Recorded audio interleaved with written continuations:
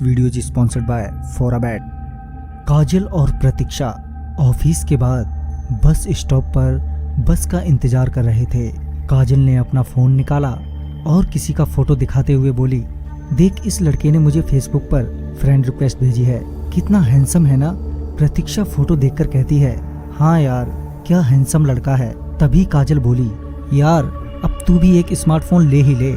इस पर प्रतीक्षा बोलती है, यार तू तो जानती ही है कि अभी अभी नौकरी लगी है, अगली सैलरी में ले लूंगी। थोड़ी ही देर बाद एक लड़का उनके पास आया और एक स्मार्टफोन दिखाते हुए बोला, क्या आप ये फोन खरीदना चाहेंगी। फोन देखने में नया और ब्रांडेड लग रहा था कि तभी प्रतीक्षा ने उस लड़के से पूछा, कितने का बेचोगे। उस लड़के ने कहा, ज्यादा नहीं, बस 5,000 में।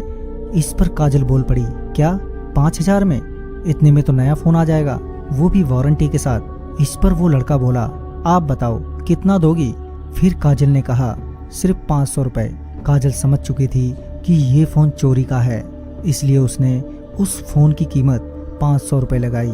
तभी लड़के ने बोला, आप चलो 1,000 रुपए दे दो। इस पर काजल ने उस लड़के से कहा, आखिरी दाम 700 रुपए, देना है तो दो, नहीं तो रहने दो। वो लड़का उस फोन को 700 रुपए में बेचकर चला जाता है। काजल उस फोन को प्रतीक्षा को देते हुए कहती है कि ये ले तेरा नया स्मार्टफोन, और इसके पैसे तू मुझे अगली सैलरी पर दे देना, मगर इसकी पार्टी मुझे कल ही चाहिए। प्रतीक्षा मुस्कुराते हुए कहती है, ठीक है बहन, तू कल ही पार्टी ले लियो। इतने में उन दोनों की बस आ जाती है और वो दोनों घर के लिए निकल जाती हैं। देर रात प्रतीक्षा की किसी की तेज चीख सुनकर आंख खुल जाती है। उसने अपने आसपास देखा मगर उसे कोई नजर नहीं आया, पर उस आवाज से लग रहा था कि कोई उस कमरे में ही चीख रहा है। जब प्रतीक्षा ने ध्यान से सुना तो पता चला कि वो आवाज उसी के बैग में से आ रही थी। जब प्रतीक्षा ने अपना बैग खोला तो उसने पाया कि उसके नए फोन पर अलार्म बज रहा है, जिसकी टोन किसी औरत की चीख की है। प्रतीक्षा उस अलार्म को बंद करते हुए बोलती है, अरे ऐसा जानलेवा अलार्म कौन लगाता है। प्रतीक्षा अलार्म को बंद करने के बाद सोने चली जाती है।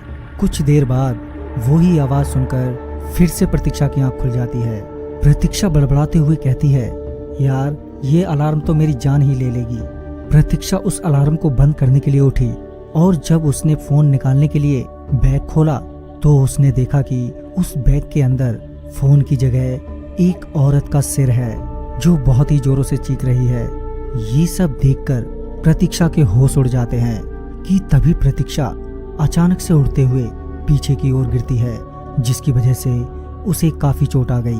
प्रतीक्षा ने अपने कमरे से निकलने की बहुत ही कोशिश की, मगर प्रतीक्षा अपनी जगह से हिल भी नहीं पा रही थी और वो पूरी रात डरी सहमी सी पड़ी रही। अगली सुबह काजल जब प्रतीक्षा के घर पहुंची तो उसने देखा कि प्रतीक्षा की हालत बहुत ही खराब है। उसका पूरा शरीर सफेद पड़ गया था, मानो उसके शरीर में खून ही ना हो। जब काजल ने प्रतीक्षा से सारी बात सुनी तो काजल भी डर से सहम गई और उसे समझ नहीं आ रहा था कि अब क्या किया जाए कि तभी उस फोन की रिंग दोबारा बजती है।